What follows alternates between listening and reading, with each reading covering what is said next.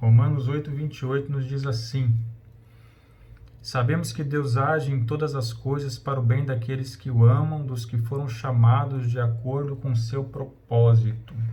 Senhor, meu Deus, meu Pai, muito obrigado, Senhor, por mais um domingo. Muito obrigado, Senhor, mais uma vez pelo privilégio, ó Pai, de nos reunirmos, ó Pai, para falarmos da Tua palavra, para recebermos, Senhor, do Teu trono, para recebermos, Senhor, da Tua ministração, ó Pai. Nossa oração continua sendo a mesma, Senhor. Fala conosco, Senhor. Fala conosco de maneira sobrenatural. Fala conosco, Senhor, de maneira transformadora, Senhor. Queremos ouvir a Tua voz e não apenas ouvir. Queremos ser transformados, Senhor, pela Tua palavra. Dia após dia, Senhor, queremos ser cada vez mais parecidos contigo, com Teu Filho amado Jesus Cristo. Queremos cada vez mais, Senhor, mortificar a nossa carne e vivemos no Espírito, Senhor. Então fala conosco, Senhor, mais uma vez, no nome do Teu Filho amado Jesus Cristo. Amém. Amém. Eu fiz questão de ler esse versículo antes de começar, e aí vocês vão perceber que eu também vou encerrar a pregação com o mesmo versículo, já para dar um teor do que o livro do John Piper, Coronavírus e Cristo, vai dizer.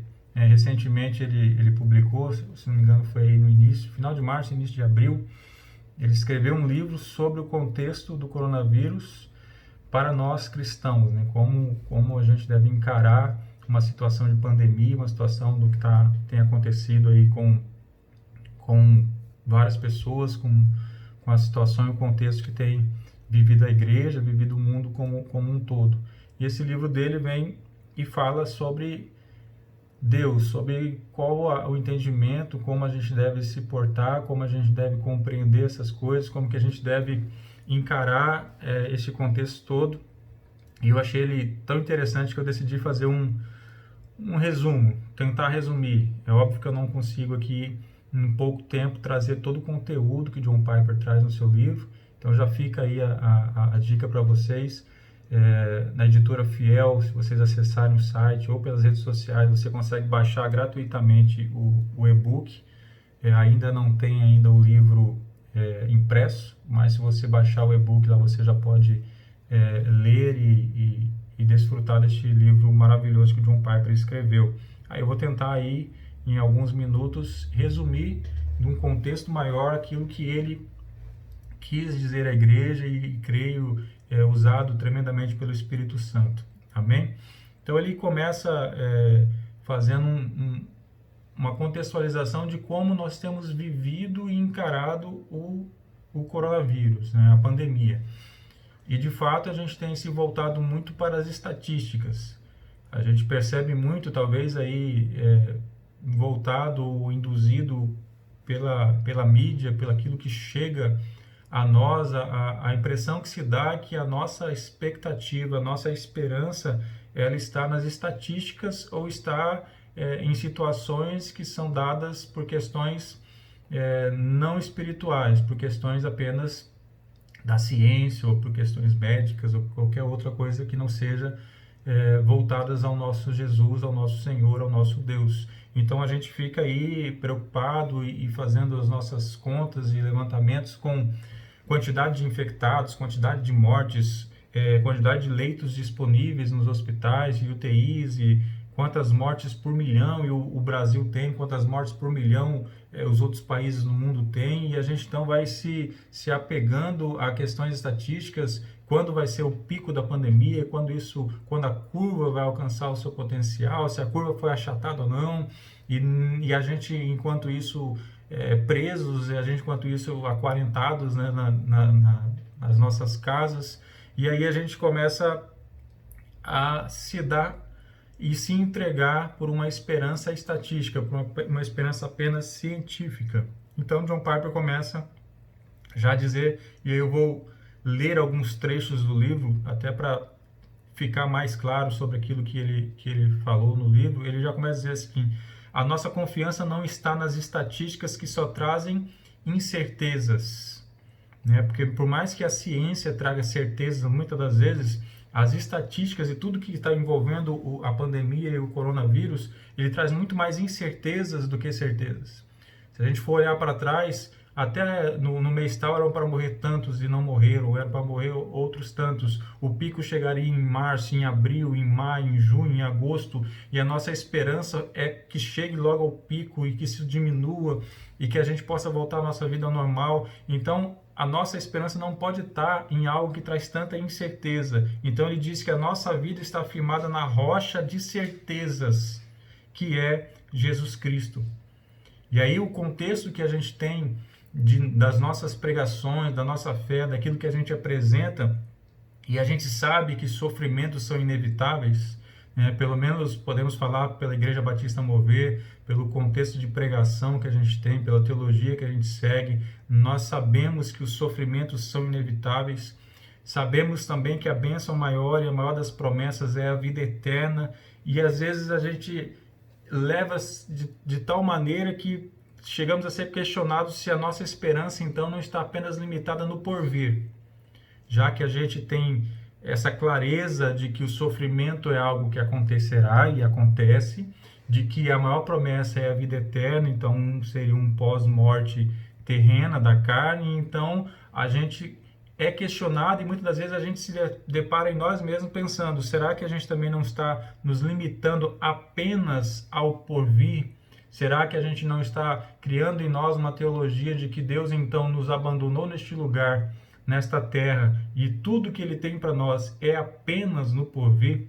E esse questionamento fez também John Piper, e ele quis aqui apresentar um outro tipo de contexto em que Deus é a rocha, que Deus é Deus, e Ele é Deus agora, nesse momento também, e não apenas no porvir. E ele diz assim, a rocha sobre a qual falo está sob meus pés agora. Eu poderia dizer que a rocha está sob meus pés agora apenas porque a esperança além do túmulo é a esperança presente.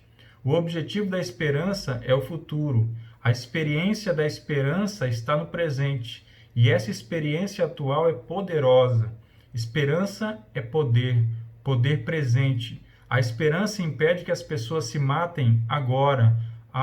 Ajuda as pessoas a sair da cama e ir trabalhar agora. Dá sentido à vida cotidiana, mesmo a vida trancada em quarentena e em casa, agora. Libera do egoísmo advindos do medo e da ganância agora. Capacita o amor, a intrepidez e o sacrifício agora.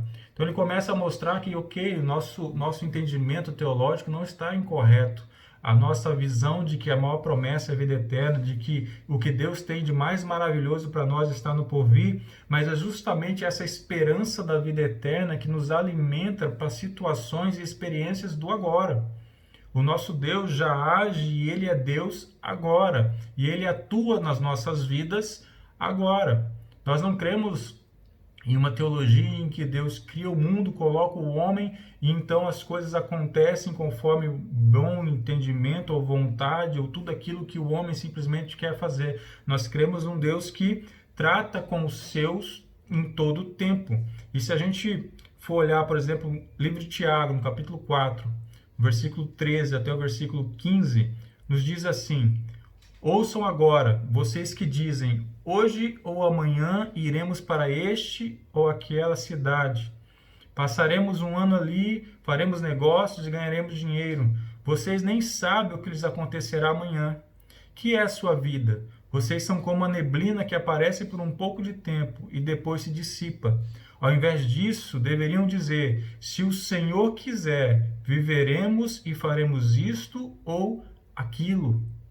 Olha a maneira que é explanada, a maneira que é exposta. Se o Senhor quiser, nós não deveríamos falar que faremos isso ou aquilo, que iremos para um lugar, para o outro, depois para o outro lugar. Nós não deveríamos apresentar dessa maneira como se a nossa vontade pura e simplesmente fosse suficiente ou fosse a direção de todas as coisas. E então falar assim, não, mas vocês deveriam dizer assim, se o Senhor quiser.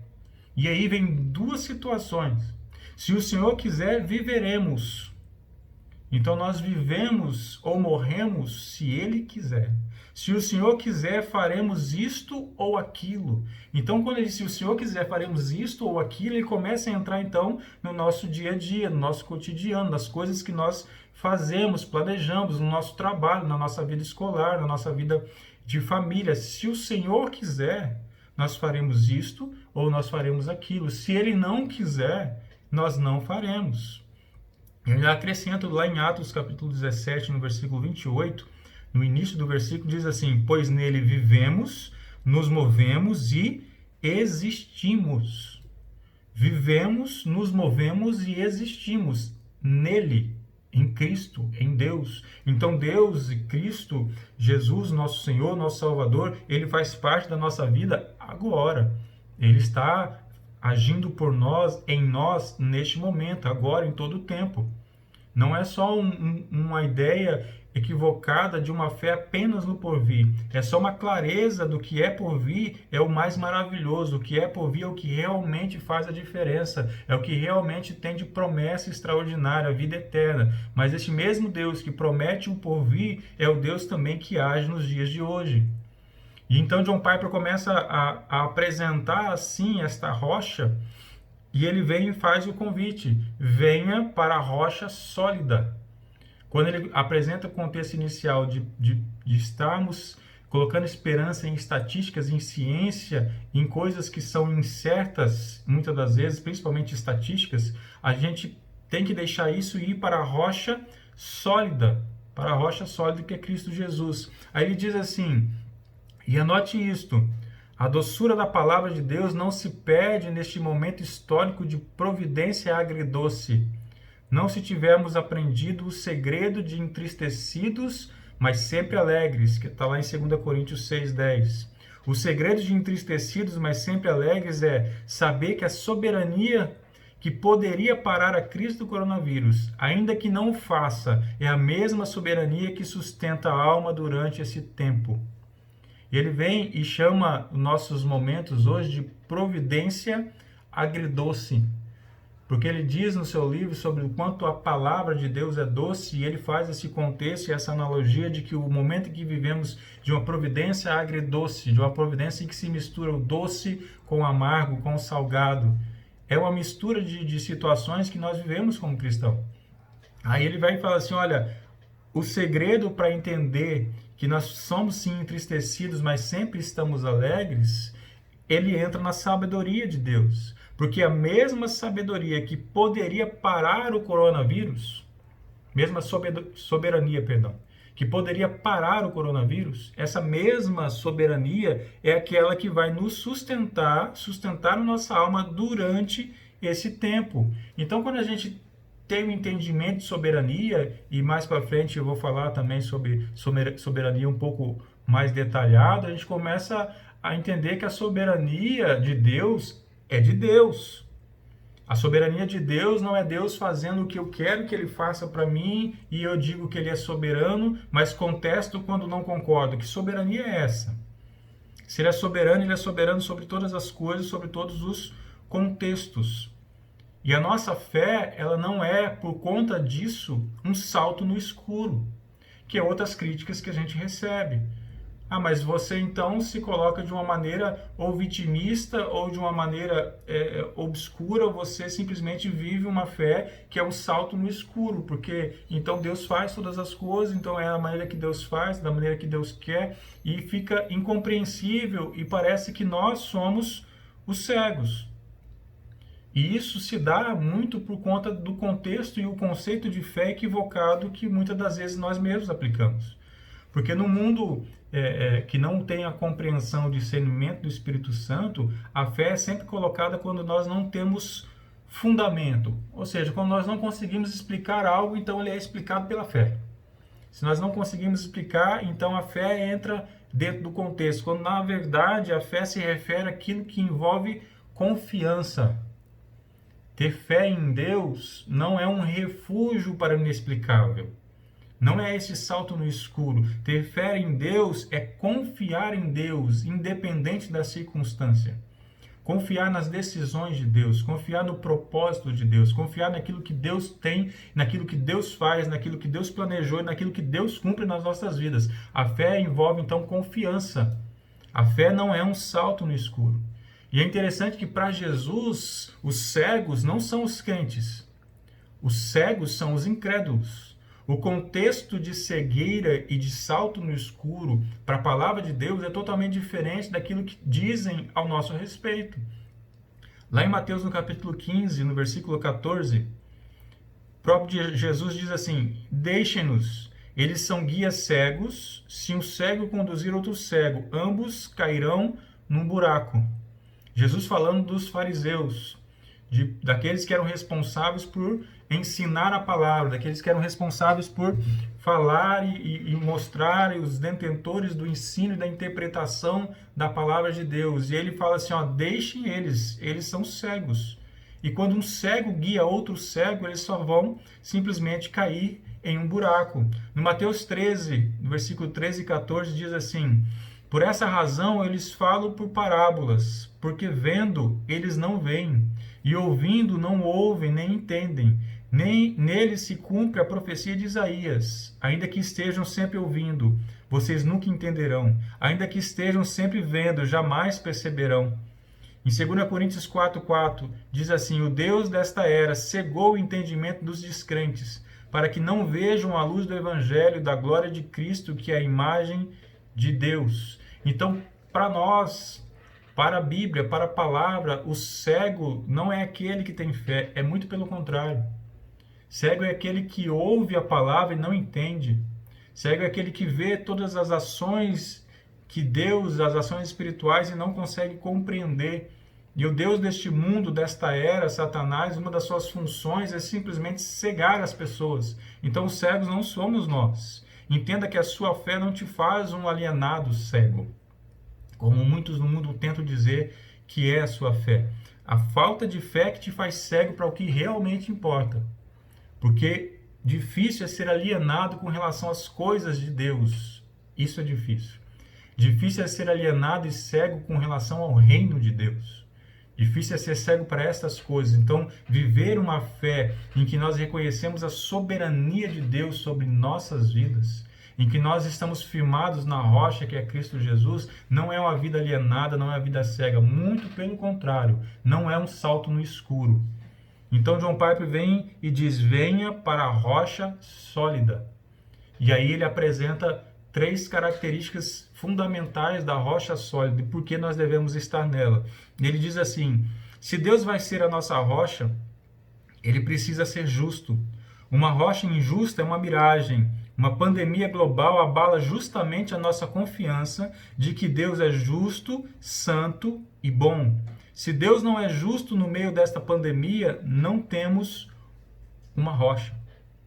Então, se não há justiça de Deus em situações de caos como essa que estamos vivendo, nós não temos uma rocha. Essa rocha, como o John Piper fala, é uma miragem. Parece ser uma rocha, mas não é.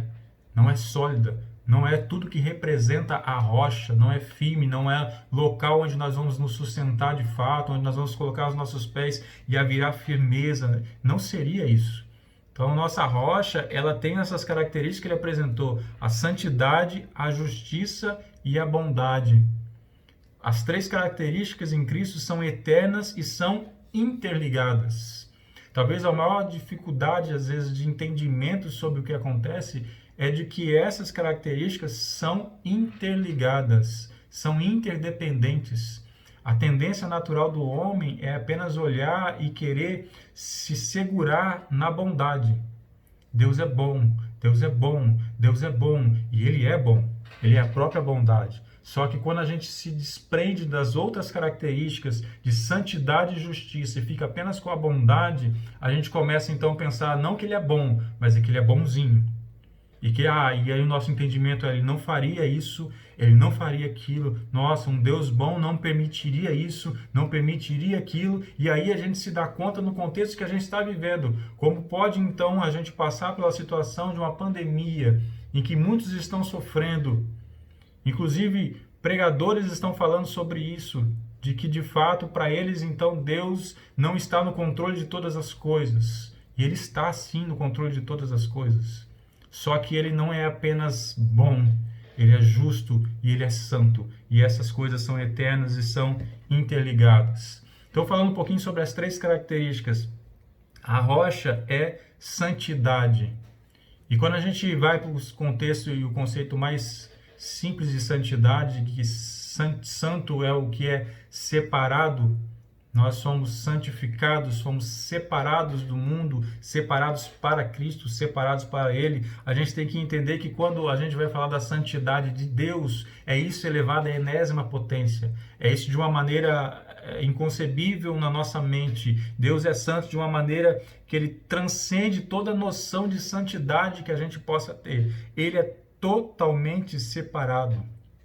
John Piper usa o termo, ele está acima de tudo e é mais valioso do que tudo. Esse é Deus.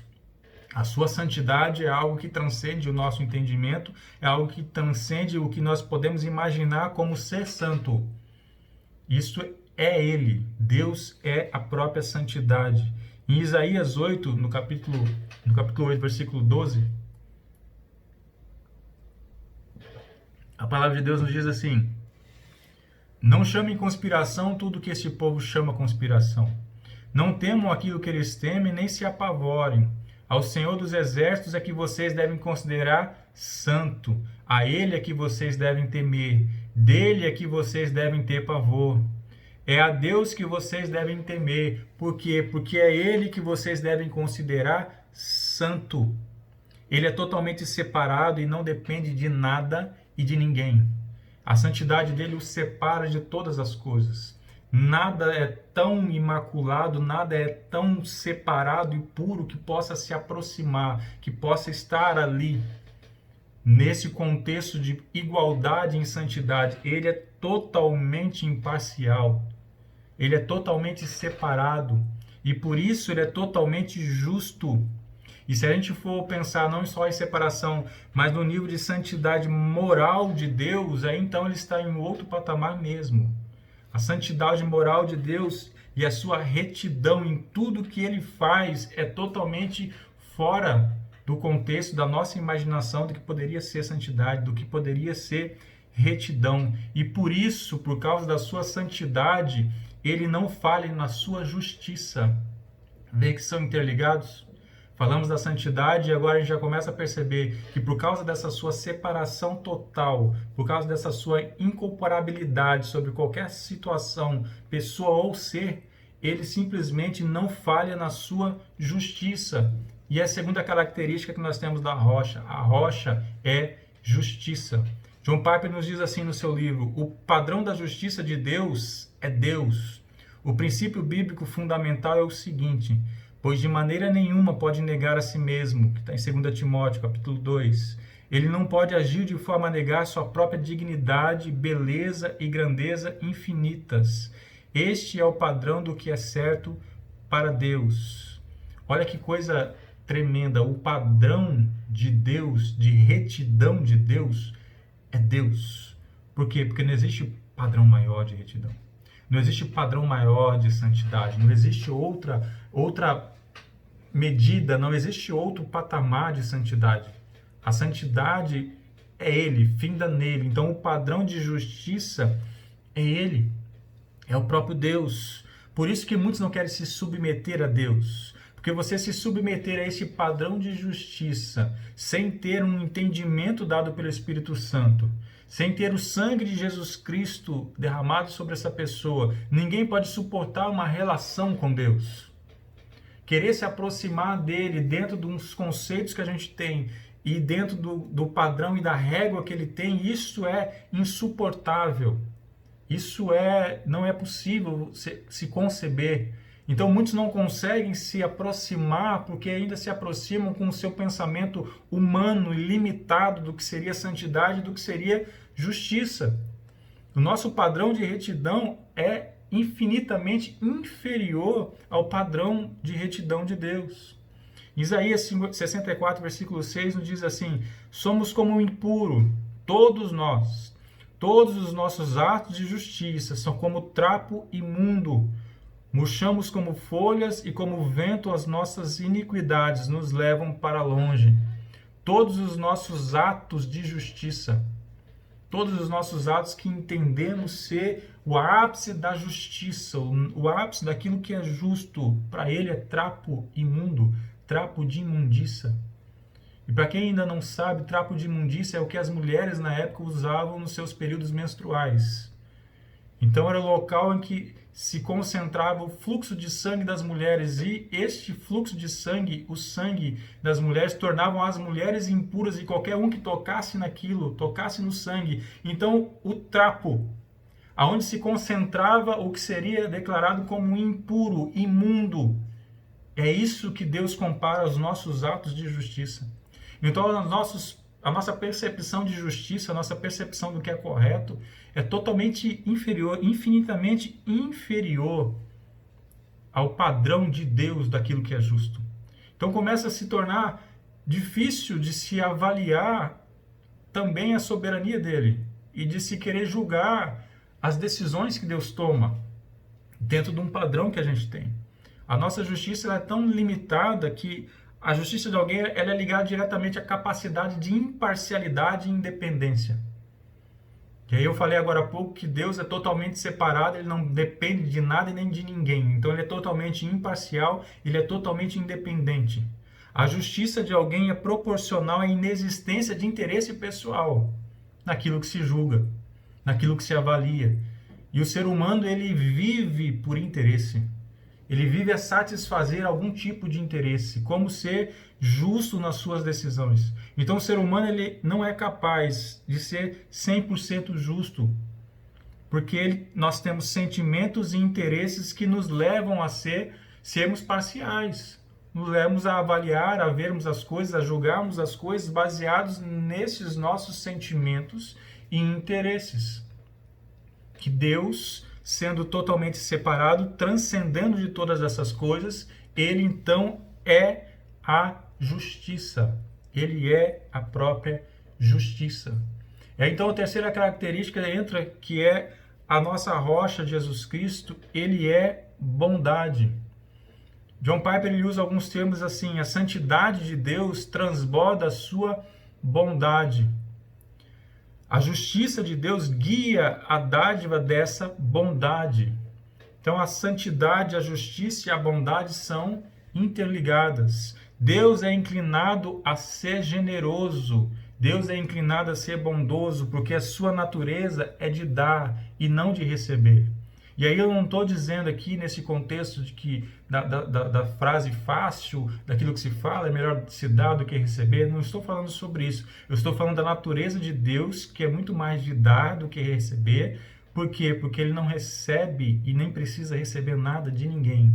Ele simplesmente concede.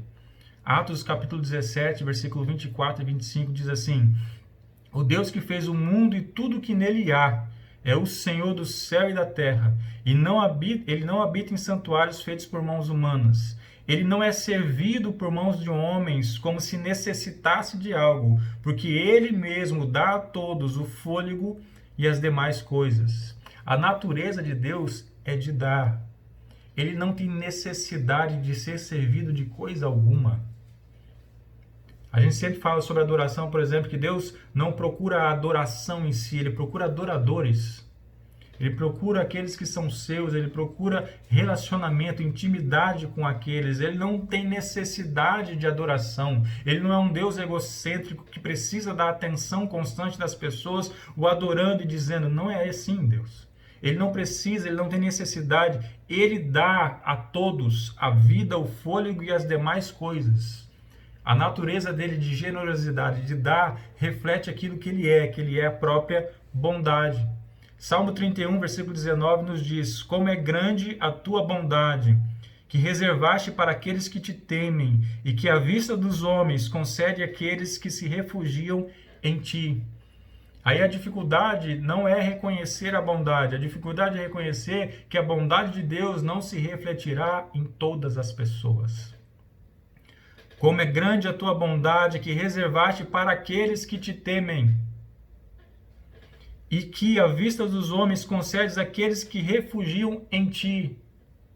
A bondade de Deus existe, é óbvio que existe. O que não é aceitável é aquele que vive como quer viver, vive como bem entende, contando com a teologia de que Deus é bom e por isso ele não fará nada para punir ninguém, porque a sua bondade não permitirá. Não existe teologia para isso.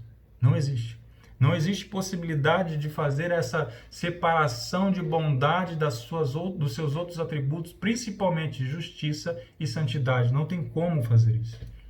Em situações como nós temos vivido da pandemia, deixa claro que Deus não deixou de ser santo, justo e bom. Situações em que a gente vive, a gente precisa entender as três características de maneira realmente interligada e integrada. Porque se a gente for tirar a justiça e a santidade de Deus e pensar apenas na sua bondade, no nosso conceito humano, nós não vamos conseguir entender como pode Deus permitir isso. Como pode Deus permitir apenas no Brasil mais de 10 pessoas já morreram pelo coronavírus? Como pode permitir um Deus bom permitir que essas coisas aconteçam? É porque o nosso entendimento é pequeno e porque nós dissociamos apenas um atributo daquilo que é a complexidade de Deus e a gente tenta resumir aquilo que ele é no nosso intelecto extremamente limitado. E a gente não pode fazer isso. A verdade é que se Deus retirasse a sua bondade das nossas vidas, ele não deixaria de ser justo e santo. E essa é uma verdade que muitos fogem, tentam não dizer, tentam não ouvir, mas a verdade é essa: nós somos dignos de punição. Nós somos dignos da ira de Deus. Então, se ele retirasse a bondade e ficasse apenas com a sua santidade e a sua justiça baseado na sua santidade, ele não estaria errado em fazer isso.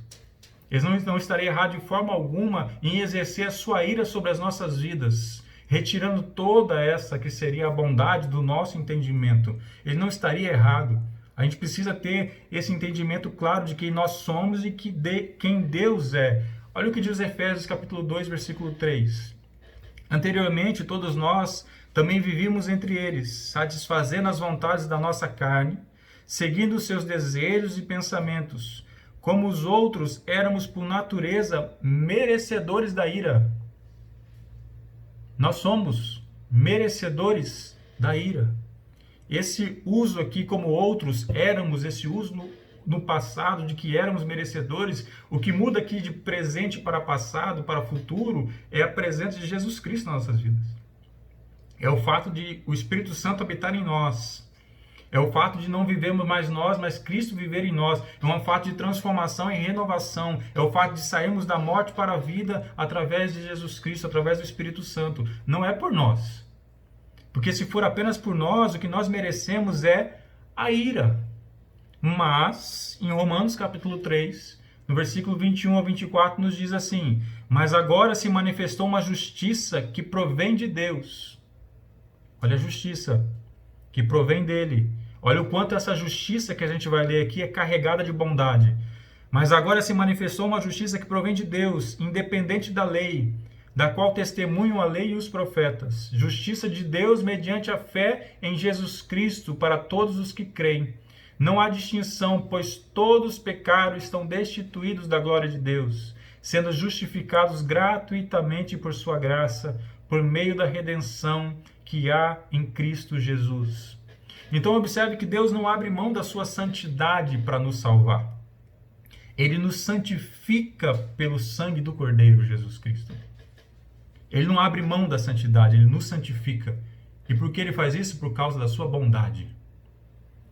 Porque a sua bondade está dentro da sua santidade. Elas estão juntas. Ele não abre mão da sua santidade. Ele não abre mão da sua justiça, mesmo sabendo que somos merecedores da ira. Ele mesmo nos justificou pela fé em Cristo Jesus. Por quê? Pela sua bondade. Ele não abre mão da justiça, mas a justiça é estabelecida juntamente com a sua bondade, juntamente com o seu Filho Jesus Cristo, juntamente com o ato que foi feito na cruz do Calvário. Deus não abre mão da sua bondade. E por isso ele enviou seu Filho amado Jesus Cristo para morrer por mim e por você na cruz. Ele não abre mão da justiça, da bondade e não abre mão da santidade. E quando ele aplica a sua santidade na sua justiça, ele tem a bondade na sua aplicação. Foi pela bondade de Cristo Jesus que a sua santidade não nos consumiu. Porque se formos nos aproximar da sua santidade, seremos consumidos. Mas é pela sua bondade em Cristo Jesus que nós não somos consumidos. Foi pela sua bondade em Cristo Jesus que a sua justiça não nos destruiu. Porque se for exercer justiça hoje, é ira. Muitos têm orado, Senhor, faça justiça. Cuidado com essa oração. Porque se Deus for fazer justiça da maneira que a gente imagina, todos nós seremos destruídos. A justiça tem que vir no tempo certo. A justiça tem que vir na maneira certa. E da maneira que a bondade de Deus, através de Cristo Jesus, que opera em nós, o Espírito Santo que habita em nós, a justiça possa ser exercida carregada de bondade. A justiça de maneira isolada vai nos destruir, nos consumir. Deus é santo, justo e bom. A nossa rocha, onde nós estamos firmados, que não é uma miragem, que é uma rocha real, de fato, essa rocha é santidade, justiça e bondade. Mesmo com muitos adoecendo, mesmo com muitos morrendo, Deus continua sendo justo, Deus continua sendo santo, Deus continua sendo bom. Ele não mudou. Ele é o mesmo hoje e para sempre. Ele é o mesmo. 1 Samuel, capítulo 2, versículo 2, nos diz assim: não há ninguém santo como o Senhor, não há outro além de ti, não há rocha alguma como nosso Deus, não há outro lugar para se firmar, não há outro lugar para estar. Ninguém é santo como Ele, ninguém é justo como Ele, ninguém é bom como Ele. Não há outro lugar para se estar. Deus é justo, Deus é santo, Deus é bom. Jesus é justo, santo e bom. Essa é a nossa rocha. Essas são as características do local onde nós devemos estar, não nas estatísticas, não nas expectativas humanas, não na ciência, não em outras coisas, por mais que a ciência possa nos auxiliar, por mais que a ciência possa progredir, por mais que o próprio Deus possa utilizar da ciência, a nossa esperança, as nossas expectativas têm que estar na rocha, no nosso Senhor Jesus Cristo, que é justo, santo e bom. E aí o outro termo ele também é soberano. A soberania de Deus não pode ser esquecida em momento algum. E quando a gente vive em situações como a gente tem vivido hoje, mesmo tendo entendimento da justiça, da santidade, da bondade, a gente precisa compreender e assimilar que Ele é soberano. Isso quer dizer o quê? Quer dizer que Deus faz o que Ele quiser fazer. Quer dizer que Ele opera da maneira que Ele bem entender que deve operar. Isso é soberania. Não é da maneira que nós interpretamos, não é dentro do nosso senso de justiça, de bondade, de santidade, não. Ele opera da maneira que Ele quer operar. É simples assim. Não há questionamentos, não nos ajuda a tentar fazer reflexões sobre contextos e tentar tirar a soberania disso. John Piper nos diz assim no seu livro: Deus é soberano sobre o coronavírus. Deus é soberano sobre o coronavírus. Ele é soberano sobre todas as coisas. E isso já começa a ser algo um pouco mais difícil de ouvir por causa dos nossos entendimentos limitados do ser humano. Mas ele é soberano sobre o coronavírus. E ele continua, ele fala assim: quando eu digo que a soberania de Deus significa que ele pode fazer e de fato faz tudo que ele decididamente deseja fazer, quero dizer que não há força fora dele que possa impedir ou frustrar a sua vontade. Quando ele decide que algo deve acontecer, isso acontece. Ou dito de outra maneira, tudo acontece porque Deus deseja que aconteça. E a pergunta então vai ser: mas numa pandemia é vontade de Deus? Deus deseja que uma pandemia aconteça? Olha Lamentações no capítulo 3, versículo 31 ao 33. Porque o Senhor não o desprezará para sempre. Embora lhe traga tristeza, mostrará compaixão, tão grande é o seu amor infalível. Porque não é do seu agrado trazer aflição e tristeza aos filhos dos homens. Olha o que diz as Escrituras. Embora lhe traga tristeza, embora ele não deixe de ser santo e justo. Ele não deixa de ser santo e justo. Aquilo que fere a sua santidade e quando é necessário trazer justiça, ele não deixa. Embora ele traga tristeza, ele mostrará compaixão, tão grande é o seu amor por nós. Ele mostrará compaixão, porque não é do seu agrado trazer aflição e tristeza. Muitas vezes é necessário, mas a palavra diz que não é do seu agrado. Deus não se satisfaz Deus não tem satisfação em trazer tristeza. Quando Ele exerce juízo, quando Ele traz tristeza, quando Ele permite algo sobre as nossas vidas, em que nós passamos por situações que não gostaríamos de passar, e nós choramos, e nós clamamos, e nós oramos, Ele não está se satisfazendo com a nossa dor, Ele está do nosso lado, sentindo a nossa dor, nos abraçando, nos acompanhando. Ele não se satisfaz em fazer, mas Ele não pode abandonar a sua santidade, a sua justiça. Não pode. Ele não pode dissociar essas coisas. Então Deus é soberano sobre o coronavírus, mas Ele não tem prazer sobre o que Ele está permitindo acontecer. Ele não tem prazer sobre as pessoas que estão adoecendo. Ele não tem prazer sobre as pessoas que estão falecendo. Ele não tem prazer sobre essas coisas. O que a humanidade precisa entender é que ela não pode viver em seus delitos e pecados. Ela não pode viver da maneira que bem entende, ela não pode se recusar a ouvir a palavra, ela não pode simplesmente ignorar qualquer tipo de arrependimento, ela não pode contar única e exclusivamente com a bondade de Deus como algo totalmente separado. Ela não pode fazer assim, por quê? Porque Deus também é justo, Deus também é santo. Ela não pode agir de qualquer maneira e esperar que as consequências não aconteçam. De Deus não se zombra, aquilo que se planta, se colhe. Deus é tão bom que permite você plantar o que você quiser. Mas Deus é tão justo que você vai colher o que você plantou. É assim que Ele vai agir. Ele não vai dissociar aquilo que Ele é.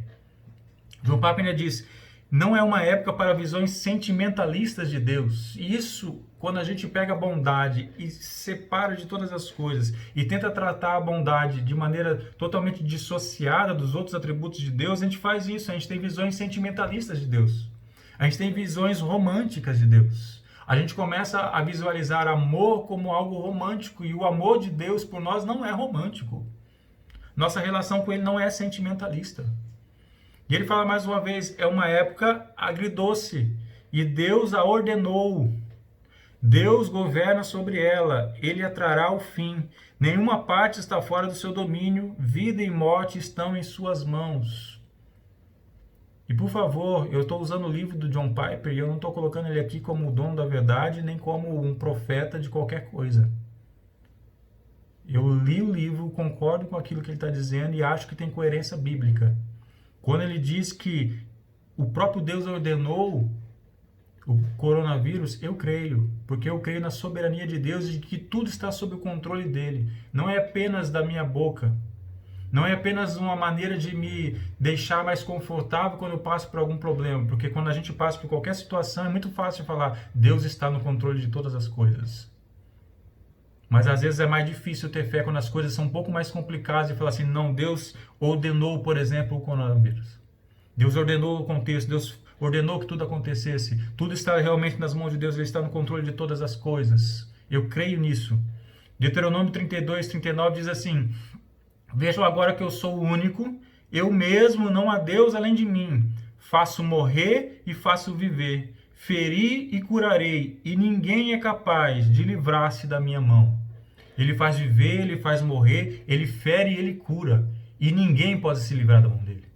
E ninguém pode escapar do seu juízo, ninguém pode escapar da sua ação. Ele faz o que quiser e ninguém é capaz de impedir que ele faça. John Piper diz ainda assim, na presença de Deus ninguém tem direito à vida.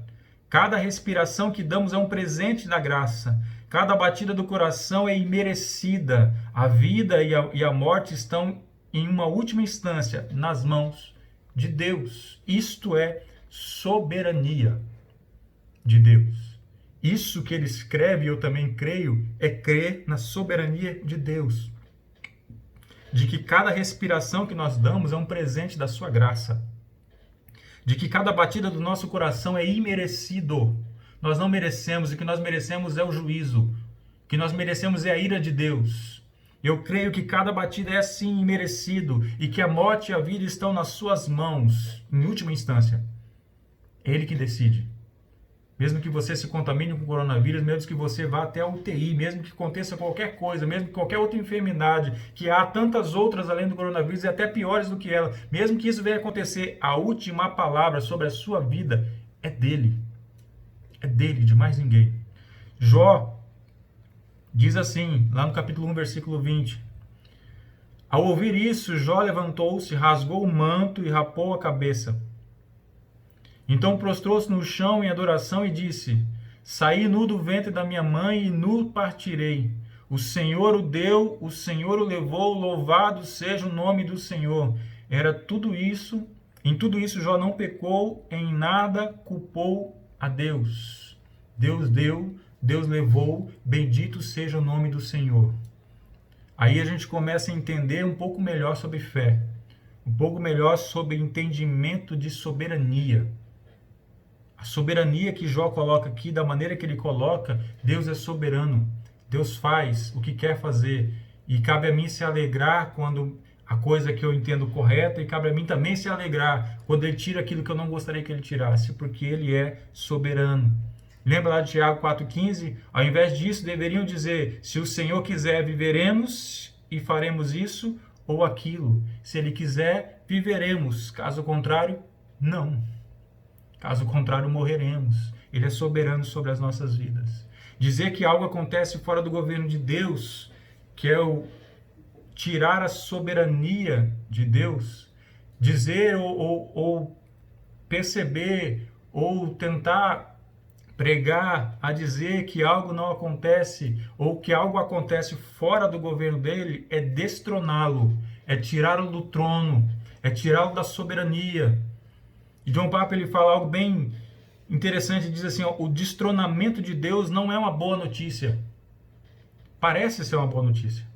Porque quando a gente destrona Deus, a gente traz para o nosso entendimento, e isso parece ser uma boa notícia, porque a gente começa a entender as coisas na nossa limitação. A gente começa a achar que entende, a gente começa a achar que faz sentido. Então a gente destrona Deus e nos colocamos no trono, no lugar dele. Aí John Piper diz assim, a mesma soberania que governa a doença é a soberania que sustenta durante a perda. A mesma soberania que tira a vida é a soberania que venceu a morte, que leva os crentes para o lar celestial e para Cristo. É a mesma soberania. É o mesmo Deus, é o mesmo Cristo. Então ele diz, não é doce pensar que Satanás, doença, sabotagem, destino ou acaso tem a última palavra na minha vida. Isso não é uma boa notícia.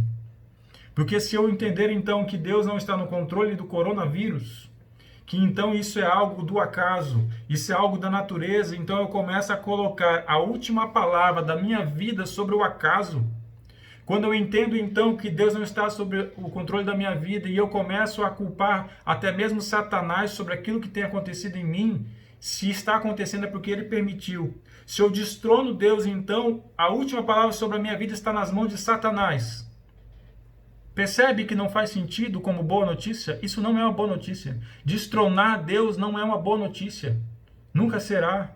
A boa notícia é que Ele está no controle de todas as coisas.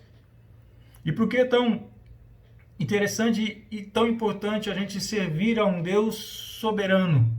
A gente tem uma fé diferente. Porque além de soberano, Ele é sábio. Nós não estamos colocando as nossas vidas na mão de um Deus soberano para que Ele faça da maneira que bem entender e como se Ele fosse alguém que não faria o melhor para nós. O nosso Deus é a própria sabedoria. Jó, capítulo 12, versículo 13 diz, Deus é quem tem sabedoria e poder e a Ele pertence o conselho e o entendimento. A Ele pertence o entendimento. Salmo 147, versículo 5, grande é o nosso soberano e tremendo é o seu poder. É impossível medir o seu entendimento. E talvez o problema seja esse. A gente quer medir o entendimento de Deus. A gente quer medir a sua sabedoria e inteligência. É impossível medir. Romanos 11, 33 e 34. Ó profundidade da riqueza, da sabedoria e do conhecimento de Deus. Quão insondáveis são os seus juízos e inescrutáveis os seus caminhos. Quem conheceu a mente do Senhor, ou quem foi o seu conselheiro? A gente quer aconselhar a Deus. A gente quer dizer a Deus o que é melhor, o que é pior. A gente quer dizer a Deus o que deve ser feito ou o que não deve ser feito.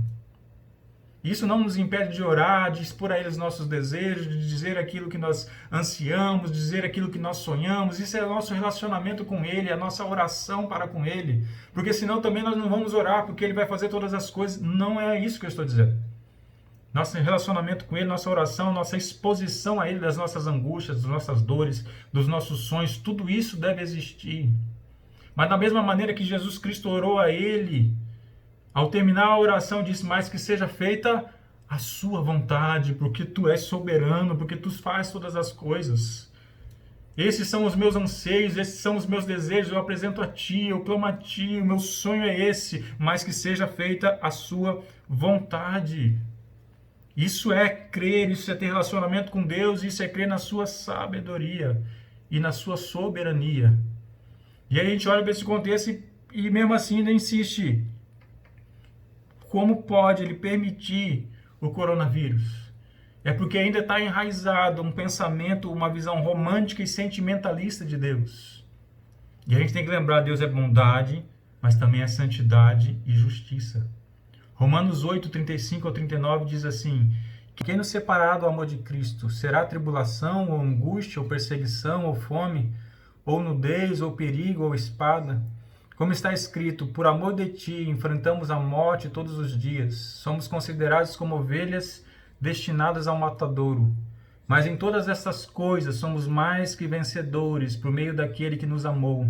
Pois estou convencido de que nem morte, nem vida, nem anjos, nem demônios, nem o presente, nem o futuro, nem quaisquer poderes, nem altura, nem profundidade, nem qualquer outra coisa na criação será capaz de nos separar do amor de Deus que está em Cristo Jesus, nosso Senhor.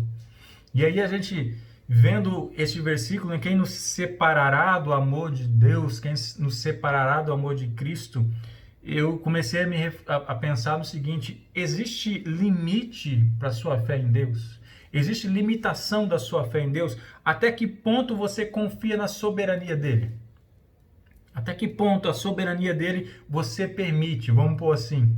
Sei que isso não faz muito sentido espiritualmente. Sei que não é uma questão da gente permitir ou não permitir a soberania de Deus. Ele é soberano. Mas até que ponto você se dá ao direito de Deus ser soberano na sua vida? Então, o que te separará do amor de Cristo? O que pode acontecer para te separar? O que faz acabar esse amor para você abrir mão dessa soberania e tomar para si e destronar Jesus Cristo e colocar-se no trono e colocar-se no poder das decisões, no poder do entendimento e da explicação das coisas que acontecem, que inclusive estão longe do nosso poder de explicar. Qual é o limite da nossa fé? Olha o que Paulo fala. Por amor de Ti enfrentamos a morte todos os dias. Somos considerados como ovelhas destinadas ao matadouro, mas em todas essas coisas somos mais que vencedores por meio daquele que nos amou. E aqui é sempre importante, né, esse versículo, esse trecho é muito usado de N maneiras. Porque somos mais do que vencedores. Sobre todas estas coisas somos mais que vencedores. Que coisas? Por amor a Ti enfrentamos a morte todos os dias. Somos considerados como ovelhas destinadas ao matadouro. Esse é o conceito de Paulo. Esse é o limite que Paulo tem. Ou melhor, o limite que ele não tem. Da fé dele em Deus, em Cristo. Da fé dele no seu Senhor, no seu Salvador. Olha, nós somos ovelhas destinadas ao matadouro. Nós enfrentamos a morte todos os dias. Porque eles eram perseguidos, porque a Roma, o Império, porque tudo estava contra, porque aqueles que adoravam morriam, e pessoas vivem hoje ainda em alguns países, nós temos toda a liberdade aqui, então de repente um vírus vem e a nossa fé se limita a isso, então nós já não entendemos como Deus é soberano, então nós já começamos a achar que Deus não está no controle das coisas. Quais são os nossos limites? Seja qual for a resposta, se houver um limite, ele está errado. Não há limite. Não há limite para crer em Deus, não há limite para fé em Deus, não há limite. Não há limite para a soberania dele. Olha a fé de Jó. No capítulo 2, versículo 9 e 10. Então sua mulher lhe disse, você ainda mantém a sua integridade? Amaldiçoe a Deus e morra. Ele respondeu, você fala como uma insensata. Aceitaremos o bem dado por Deus e não o mal? Em tudo isso, Jó não pecou com os lábios. Jó simplesmente está dizendo assim, eu sirvo ao meu Deus, eu creio no meu Deus. não apenas quando Ele me dá aquilo que é bom. Aceitaremos o bem dado por Deus e não o mal? Não aceitaremos a soberania dele quando aquilo que acontece não nos agrada? Quando aquilo que acontece no nosso pequeno entendimento ilimitado, aquilo parece não ser algo de bom, aquilo parece ser algo não vindo da parte da bondade de Deus. Adoraremos a Deus assim, de maneira dissociada e separada? Essa vai ser a nossa adoração, essa vai ser a nossa limitação. É assim que nós vamos caminhar na nossa fé, é assim que nós vamos agir. E aí eu comecei a pregação falando de Romanos 8:28, e eu quero encerrar falando de Romanos 8:28. Sabemos que Deus age em todas as coisas para o bem daqueles que o amam, dos que foram chamados de acordo com o seu propósito. Sabemos. É algo que nós sabemos. Ou não é? É algo que nós sabemos. Nós não temos dúvida disso. Nós não estamos aqui discutindo se é ou não é, não. Nós sabemos que Deus age em todas as coisas para o bem daqueles que o amam e dos que foram chamados de acordo com o seu propósito. Ele age em todas as coisas, boas ou ruins no nosso entendimento. Ele age em todas as coisas. Ele age no coronavírus, ele age na pandemia, ele age no câncer, ele age na dengue, ele age na perseguição, ele age na guerra, ele age em todas as coisas para o bem daqueles que o amam, para o bem. Para o bem. Ele é a sabedoria, ele é soberano e ele é sábio. Ele faz aquilo que quer fazer, ele faz todas as coisas, mas com toda a sabedoria existente. E ele faz todas as coisas para o nosso bem. Se não crê nisso, então não tem fé. Então o que você tem é outra coisa. Você tem bons desejos, você tem aquilo que você acredita que deve ser ou não deve ser. Você tem, você emana, você faz qualquer coisa, bons fluidos, pensamento positivo, você tem qualquer outra coisa, mas se você não crê que Deus faz e age em todas as coisas para o bem daqueles que o amam, você não tem fé, porque você limita a soberania de Deus.